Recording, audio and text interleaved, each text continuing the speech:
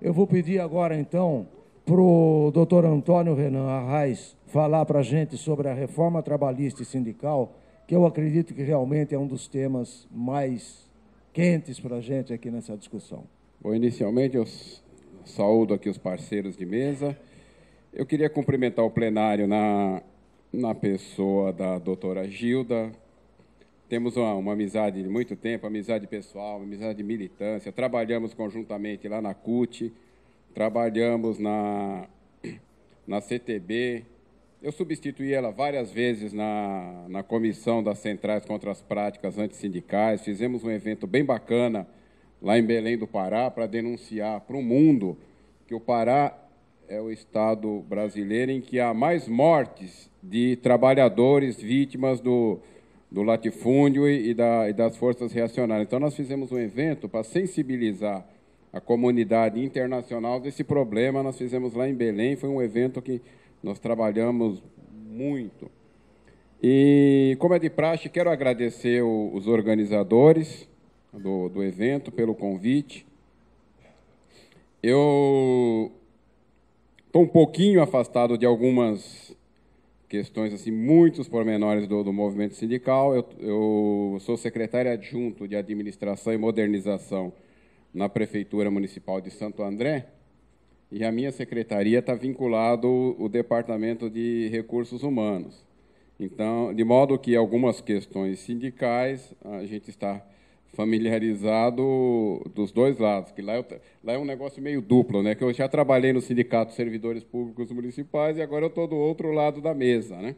Então, vamos lá. Mas o tema aqui da reforma trabalhista e reforma sindical,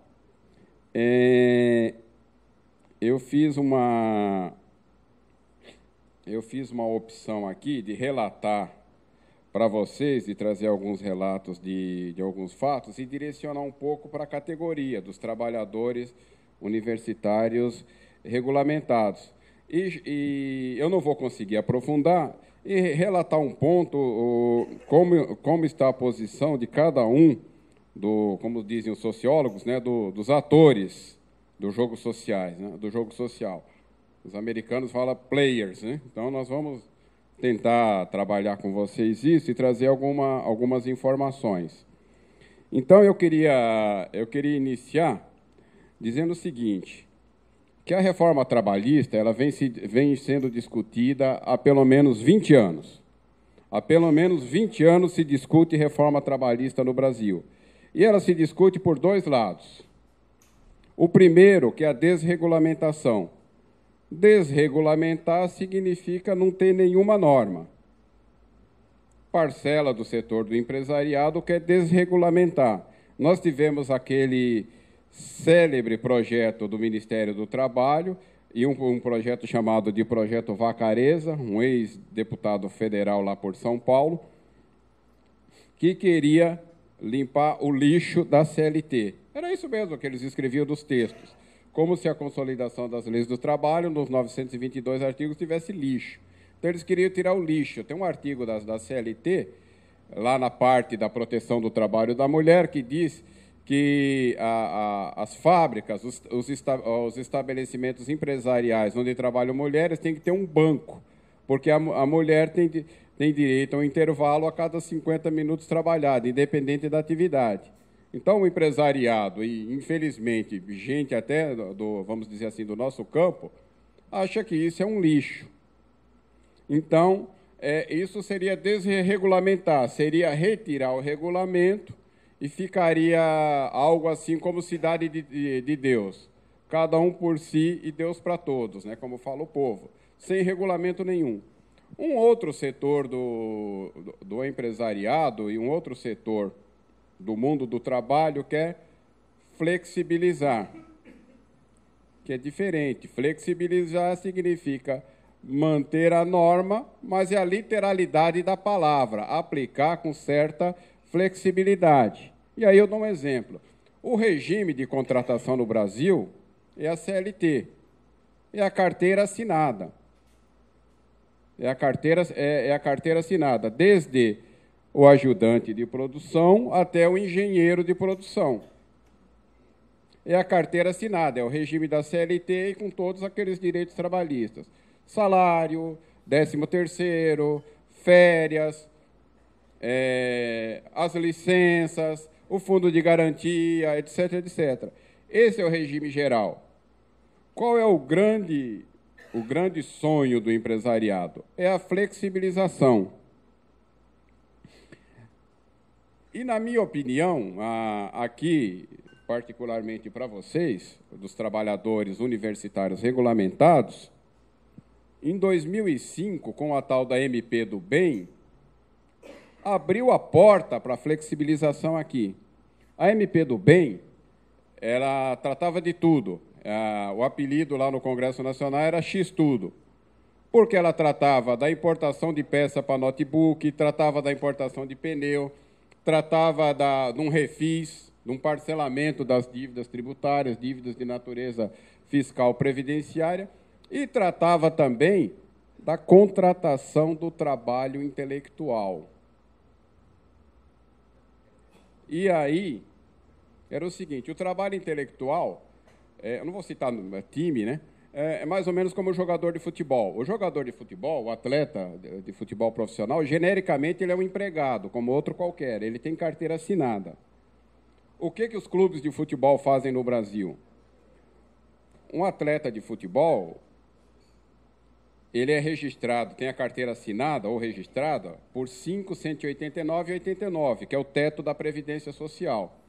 E ele tem um contrato à parte com uma pessoa jurídica, que é ele mesmo, para o direito de imagem. O que é o direito de imagem? É o número de vezes que a televisão transmite o jogo que aquele atleta participou, é o número de vezes que ele deu entrevista nesses programas esportivos, é o número de vezes que ele deu entrevista no Jornal Nacional, e ele tem um contrato que ele sempre tem que estar com aquela vestimenta do time, por causa dos patrocinadores. Então, a gente, às vezes, quem acompanha futebol, ouve no noticiário esportivo. O time A está com os salários em dia. Salário ele está. Então, quando você pega um atleta aí que ganha R$500 mil por mês, ele ganha 5.189, está na carteira, e o restante ele recebe através do direito de imagem, através de uma pessoa jurídica. Isso, na gíria do mundo jurídico, a gente chama de CLT Flex. Chama de CLT Flex, na gíria do mundo jurídico. E isso veio pela MP do Bem, que foi transformado na Lei 11.196 de 2005, que regulamentou a contratação. Então, eu vou citar rapidamente, nós temos 15 tipos de contratação aqui na base de representação da confederação de vocês. Nós temos o CLT Flex, nós temos o CLT Cotas, nós temos o autônomo, nós temos a pessoa jurídica, nós temos o cooperado, nós temos o sócio, nós temos o PJ, nós temos o PJ outro, nós temos o PJ compra nota, que eu uso de vez em quando, meu escritório não tem CNPJ, então o sujeito fala, eu só te pago via CNPJ. Aí eu procuro algum colega, algum advogado que tem escritório com CNPJ, ele me dá uma nota, eu pago o tributo e vou lá e recebo. Algumas entidades fazem isso. Nós temos o PJ representante comercial, o PJ consultor, o PJ empresário, contratado, bolsista. Então, as formas de contratação do trabalho no Brasil fora da CLT estão aumentando. E aí, nos últimos governos, nós tivemos o microempreendedor individual, que está lá no Congresso Nacional votando a alteração, aumentando para 120 mil por ano o faturamento do microempreendedor individual. Nós temos a empresa individual de responsabilidade limitada, uma empresa de capital social até R$40 mil, mais ou menos. Você pode se constituir individualmente. Então, nós tivemos um incentivo que hoje se chama de empreendedorismo, que na prática é o seguinte, você vai empreender, você vai criar, você vai fazer a sua empresa, você vai deixar de ser empregado, você não vai ter patrão, que é o Sindicato das Médias Empresas, dizia o seguinte, é o sindicato do patrão trabalhador. Então, o grande sonho das empresas é flexibilizar a legislação trabalhista, que aí cola com a exposição do Murilo no sentido da terceirização. Algumas empresas na minha cidade já contratam um mecânico de manutenção, que é uma função tipicamente industrial, contrata via MEI, microempreendedor individual. O sujeito fica na casa dele, ele só vai quando algum equipamento quebra. Ou contrata via PJ mesmo, né? Porque hoje a empresa individual de responsabilidade limitada não há necessidade mais de ter sócio, é uma sociedade de um sócio só. Então, tem várias empresas que contratam. Ele médico, advogado, jornalistas, engenheiro. Nós temos um conjunto de profissões que hoje é a chamada sociedade de um sócio só. Tem um hospital na minha cidade, que é só o nome em volta, né? Tem aquelas clínicas, a clínica de ortopedia, a clínica de cardiologia, urologia, ginecologia. Você vê aquelas casas em volta do hospital, usa só aquela marca, né, do Hospital Brasil, mas, na verdade, os médicos são uma outra pessoa jurídica que não tem nada a ver com aquilo, num desvio da atividade fim. Então, das formas de contratação no Brasil, eu queria dizer o seguinte: nós já estamos flexibilizados até demais. Nós temos aqui, eu só selecionei de trabalhadores de trabalho intelectual. Nós temos 15 formas de contratação. Se a gente for incluir os trabalhadores rurais e for incluir o trabalho não intelectual, nós passamos de 22 formas de contratação. Na Espanha, tem 26 formas de contratação. E a Espanha é o país que tem mais desemprego na Europa. Quer dizer, você alterar a CLT não significa que vai subir o número que vai propiciar mais vagas, vai propiciar mais exploração. Porque o empresário individual, esse MEI que eu falei, esse mecânico de manutenção, ele não tem horário. Ele tem que pagar o deslocamento para a empresa, ele tem que pagar um contador, ele tem que pagar tributos. Se ele tirar férias, ele deixa... se ele tirar um descanso de final de ano, ele deixa de receber essas coisas.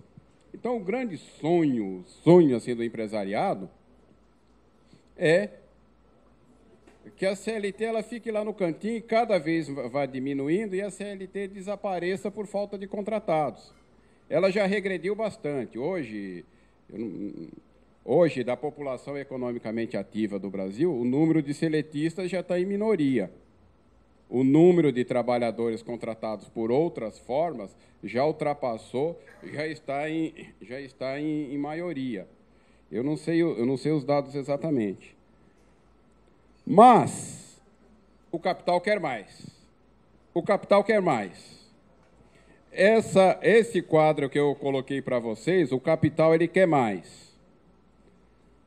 A Confederação Nacional da Indústria, além do Robson Braga querer a jornada de 80 horas, na verdade, eu fiquei um pouco de pena do Robson Braga, né? Foi um lapso de memória. Na França, o acordo lá é de 12 a 60, né?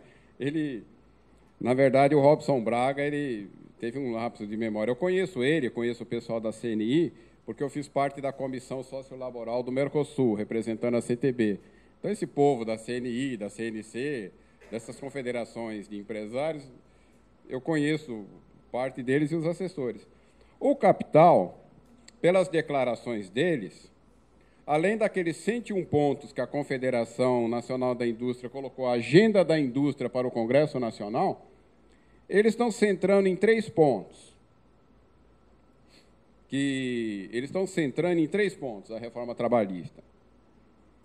A primeira, férias.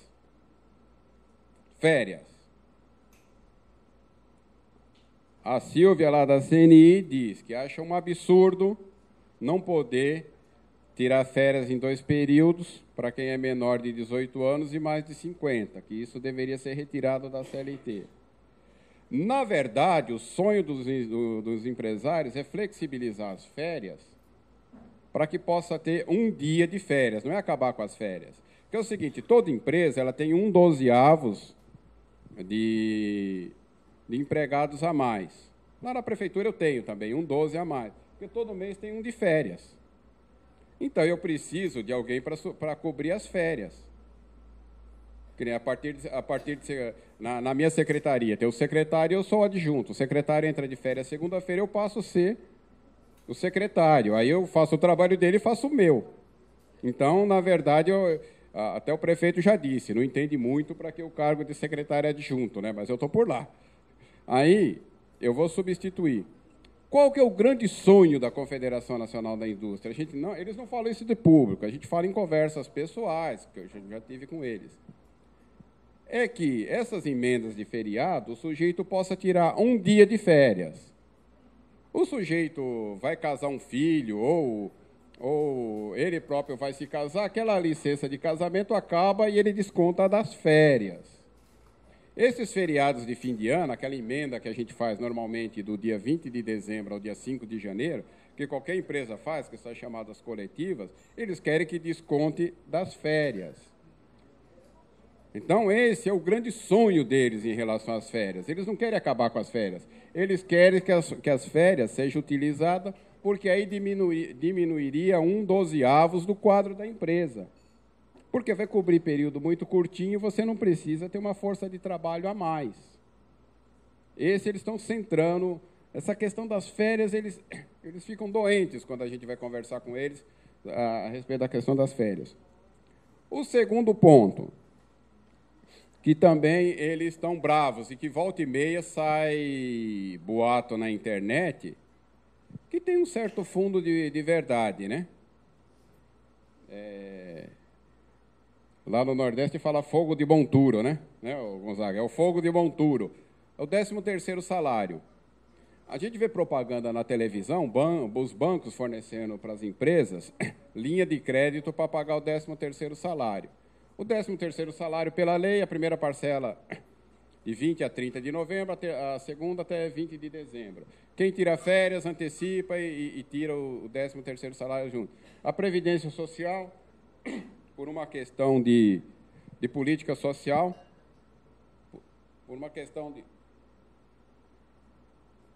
a Previdência Social, por uma questão de política social, antecipa o 13º também. O que sonha também a Confederação Nacional da Indústria? Que o 13º possa ser diluído em 12 vezes, para que, de tal maneira que na mente, no imaginário do trabalhador, aquilo se incorpore ao salário e ele não fique reivindicando. É esse o grande pensamento dos assessores lá da Confederação Nacional da Indústria.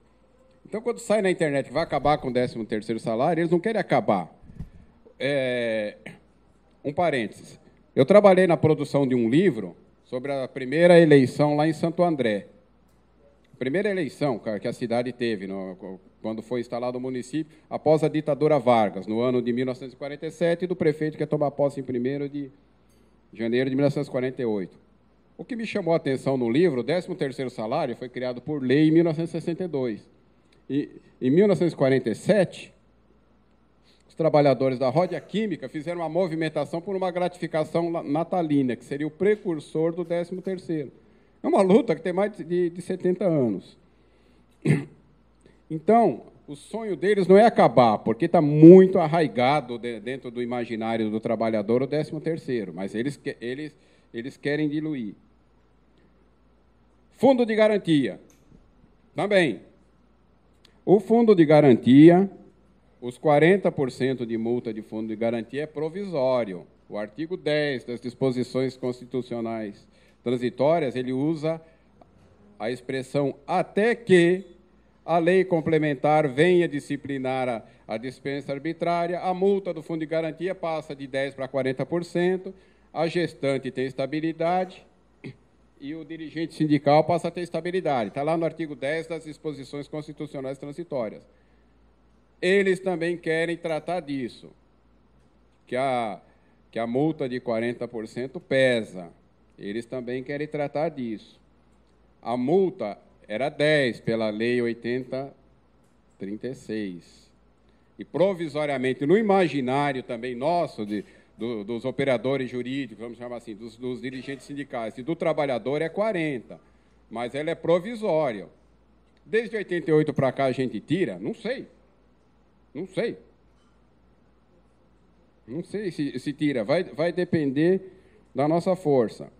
E, mais recentemente, eles mudaram o foco. Eles querem duas coisas que estão na CLT, que já se contentam. Mudar o artigo 468, que no artigo 468 da CLT está o princípio da hipossuficiência. Alguém aqui já explicou o que é hipossuficiência do trabalhador, eu não vou repetir. Em direito do trabalho, quando o juiz vai decidir, ou quando os órgãos do Ministério do Trabalho vai decidir, decide em favor do trabalhador, porque ele é a parte mais fraca na relação de trabalho. E o famoso artigo 618, que é o chamado negociado sobre o legislado. O negociado sobre o legislado, meu tempo está acabando, mas aí eu vou pular direto, tá? O negociado sobre o legislado, eu não vou fazer histórico lá da Fernando Henrique, que o Lula retirou, não sei o quê, agora estão voltando. Mesmo com essa flexibilização que eu narrei para vocês, ainda os empresários acham que tem um número muito grande de ações na Justiça do Trabalho questionando a contratação. Então, eles querem o que a gente chama de mais segurança jurídica. Quer contratar um mecânico de manutenção através do regime de microempreendedor individual e a probabilidade dessa contratação ser anulada na Justiça ser próximo de zero. O que eles estão fazendo por via transversa? O esvaziamento da Justiça do Trabalho. Lá atrás, em 2004, teve a Emenda Constitucional 45, que é a discussão se a Justiça do Trabalho ia permanecer ou não. Ela acabou se salvando, com pressão da ANAMATRA, que é o Sindicato dos Juízes, da Associação Nacional do Ministério do Trabalho, do Sindicato dos Advogados, da OAB e do movimento sindical como um todo, a bem da verdade. O que eles querem? A Justiça do Trabalho está sofrendo um esvaziamento, com falta de verba. Na minha cidade, a Justiça do Trabalho passou de um turno de 8 horas de 6 horas, porque ela não tem dinheiro para pagar o pessoal. Ela diminuiu o número de pessoas e botou uma turma para trabalhar em casa, que é para gastar menos energia, menos água, menos papel, menos tudo. E o Supremo Tribunal Federal, o que ele está fazendo? Está meio que esvaziando a competência do Tribunal Superior do Trabalho. Eu levaria mais tempo, mas eu vou explicar rapidinho. O que eles estão fazendo? A nossa Constituição ela é analítica, tudo está na Constituição. Os direitos que estão na CLT, eles foram transportados para o artigo 7º ao 11º da Constituição. Então, como a nossa Constituição é analítica, tudo pode ir ao Supremo Tribunal Federal. E o que o Supremo Tribunal Federal está fazendo? Tudo que é assunto trabalhista, ele está puxando para discutir. Que antes era muito raro uma ação trabalhista chegar no Supremo, agora está chegando. E aí a teoria da conspiração. Está chegando. Está chegando, está chegando. A composição do Supremo ela é extremamente liberal, no sentido político, não econômico. Em tese, entende de direito do trabalho lá o Marco Aurélio, que está afastado, que era juiz de carreira, só que ele está há 26 anos afastado da Justiça do Trabalho. E a Rosa Weber, que era ministra do TST, mas que eu acho uma ministra muito limitada. Já no TST eu não gostava das posições dela, eu acho uma juíza limitadíssima. Aí o que eles estão fazendo? Como a negociação coletiva é um tema constitucional, eles estão decidindo por via transversa. Aí eu vou dar 2 exemplos para vocês. O ano passado, o Luiz Roberto Barroso e o plenário validou a quitação num plano de demissão voluntária. O que o trabalhador recebeu por ter aderido a um plano de demissão voluntária, ou plano de incentivo à demissão individual, é tudo plano de demissão voluntária, ele não pode questionar na Justiça do Trabalho. O Supremo validou isso, que é o negociado sobre o legislado, porque o 477 da CLT diz que você dá quitação ao que está expresso no título e ao que foi para sua conta, não direitos futuros. Teve uma decisão, o relator Luiz Roberto Barroso, e o plenário acolheu. E anteontem, o Teori Zavascki, sempre ele, validou uma flexibilização num sindicato de trabalhadores rurais de Pernambuco. que os patrões são obrigados a pagar a hora de deslocamento. Horas in itinere, em latim. O que fez? Um sindicato de trabalhadores rurais de Pernambuco, de uma cidade lá, fez um acordo coletivo com uma usina, com um empregador. As horas in itinere foram trocadas pela cesta básica, por um seguro de vida normal e por um seguro de vida de acidente do trabalho. E o Teori validou. O Teori validou. O TST tinha invalidado, porque estava ferindo norma de ordem pública. O TST invalidou. A parte patronal entrou com recurso extraordinário para o TST. Não era caso de recurso extraordinário, a meu ver, porque tem que revolver prova, e quando revolve prova, você não pode ir para o STF. O STF decide direito, não fato. Ele puxou e decidiu. Há uma tendência. Estou terminando, presidente. A Carmen Lúcia tomou posse na segunda-feira. Olha o que fez a Carmen Lúcia. A primeira sessão dela, ela só pautou temas trabalhistas. Tá aqui na minha mão a pauta. Ela pautou a questão da Convenção 58 da OIT, que estava com o Teori. O Teori deu voto favorável, só que o voto dele foi muito extenso, acabou tendo uma confusão, porque ele invalidou todas as denúncias de tratado internacional pelo presidente da República. Aí, desde o presidente Arthur Bernardes, todas as denúncias de acordos internacionais e tratados internacionais, e a Convenção da OIT é um tratado, ficariam inválidas. Aí o plenário ficou naquela confusão, o que faz? Que aí teria que modular, isso chama-se modulação. No meio dessa confusão, o Toffoli pediu vista e adiou novamente. Então, da Convenção 158, nós estamos ganhando, né? Porque está dos 5 votos até agora, tem 2 pela procedência total, 3 pela procedência total, 2 pela procedência parcial, então nós estamos ganhando. Agora falta votar os outros ministros e tem esse problema da modulação, que não dá para eu dar a resposta para vocês, que obviamente não deu tempo de estudar. Eu precisaria estudar como faz para modular, porque a decisão é essa. Desde o tratado do presidente Arthur Bernardes, teriam que ser anulados.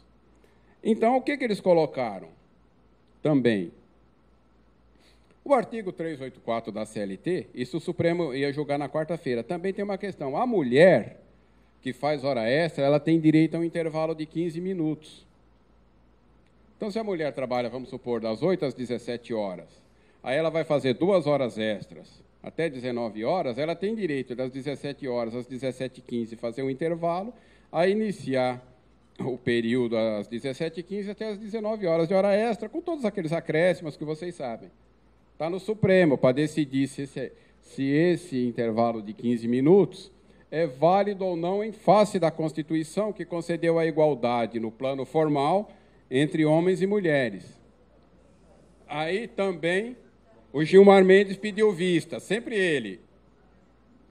Foi colocado também lá um outro tema a respeito da responsabilidade das empresas que através de licitação, contrata, terceiriza, sobre a responsabilidade do poder público se a empresa, no meio do caminho, quebra sobre as verbas trabalhistas. E foi também colocada uma questão aqui da jornada 12/36. Se a gente for ser rigoroso, a posição majoritária dos tribunais trabalhistas é que a jornada 12/36 ela só é tolerável para os profissionais de saúde. Ela é tolerável para profissional de saúde. Foi para o Supremo Tribunal Federal uma decisão questionando que, quando regulamentou a profissão de bombeiro civil, estabeleceu na lei a jornada 12/36, se essa lei é constitucional ou não. E também o julgamento não chegou a bom termo. Então, encaminhando aqui para o final, esse foi os pontos principais da pauta. Então, lá dentro do Supremo Tribunal Federal, nós temos ainda A terceirização. Tem uma empresa de Minas Gerais que entrou com recurso no Supremo Tribunal Federal para que o Supremo declare que a terceirização da atividade fim da empresa está dentro da livre iniciativa, que está no artigo 170 da Constituição. Nós temos a terceirização lá no Supremo, que está discutindo. Nós temos... Deixa eu pôr meus óculos aqui que eu não enxergo. Nós temos questões sobre aposentadoria especial, nós temos o interdito proibitório, são questões que estão lá. Então, na verdade, hoje, o movimento sindical precisa enfrentar o Executivo, com os problemas que foram aqui relatados pelo João Guilherme e pelo Toninho, do DIAP. Nós temos que enfrentar, lá dentro do Legislativo, que o PL 4330 da terceirização é iniciativa do Legislativo, de um ex-deputado de Goiás, né, o Sandro Mabel, que agora está no Senado. E dentro do Judiciário, a gente sofre um esvaziamento da Justiça do Trabalho, que, em tese, é nosso parceiro, ele é um pêndulo, né, mas quando pende para o nosso lado, ela nos dá vantagens, que agora está sofrendo um esvaziamento e, vamos dizer assim, um aumento das decisões do Supremo Tribunal Federal com relação às questões trabalhistas, porque o Supremo Tribunal Federal ele não aplica o princípio da hipossuficiência e o princípio indúbio pro mísero. O Ministério Público do Trabalho ele está mais preocupado em perturbar o movimento sindical. O Ministério Público do Trabalho, eu vejo os escritos dele. Os problemas do movimento sindical nós vamos resolver quando o Brasil ratificar a Convenção 87. Essa é a posição do Ministério Público do Trabalho brasileiro. Aí fica nos perturbando com o inquérito civil público para... Eu mesmo, um sindicato que ainda presta alguma assessoria, tem uma ação lá para anular uma cláusula da Convenção Coletiva que cobrou a contribuição assistencial. Ela está disfarçada com outro nome, mas eu não vou mentir para vocês, não. É contribuição assistencial e pronto. Então, está lá no... O Ministério Público do Trabalho fica nos perturbando com isso, e ele tem uma verdadeira fixação pela Convenção 87 da OIT, que resolveria os problemas. E, enquanto isso, o direito do trabalho, a justiça do trabalho, sendo de alguma maneira esvaziada. Para encerrar, o que fazer? Concordo com todas as colocações aqui da mesa. Nós vamos iniciar um período de resistência, já estamos iniciando um período de resistência, e num período de resistência em que o grande objetivo do empresariado é reduzir os níveis de remuneração, nós vamos entrar num período de resistência para manter o que tem. Quando você está num período de resistência, você vai manter o que tem. O João Guilherme colocou esse negócio. Há alguns anos, nós não aceitávamos de jeito nenhum o parcelamento da reposição da inflação. E os sindicatos aí, quando o empresariado está propondo repor a inflação parceladamente, o pessoal pega porque não vai ter nada. Então, nós vamos entrar nesse período de defensiva. Agora, defensiva não tem nada a ver com passividade. Defensiva significa preservar, mas, ao mesmo tempo, a gente avançar, porque a gente precisa encontrar saída. Então, nós precisamos defender as conquistas antigas e recuperar algumas coisas que nós perdemos. Por exemplo, recuperar aqui nos trabalhadores universitários, liberais regulamentados, essa questão. Nós precisamos recuperar para essa categoria a condição de empregado da CLT, que nós perdemos. Eu também perdi. A minha profissão é advogado. Eu nunca tive a carteira de trabalho assinada como advogado. Na CUT e na CTB, eu desempenhava uma outra função. Na verdade, eu era assessor político sindical. Era uma outra função e não tenho nenhuma queixa. Nenhuma. Então, por exemplo, nós precisamos recuperar para os trabalhadores isso, que foi uma conquista que nós perdemos com essas formas de contratação, né? Nós temos que recuperar isso, essa forma de ofensiva. E ter um discurso forte no sentido de que a legislação já está flexibilizada até demais, para o nosso gosto. A legislação já está flexibilizada até demais, porque aqui, com esse relato que eu fiz para vocês, a gente... com esse relato que eu fiz para vocês, aqui no Brasil se pode tudo.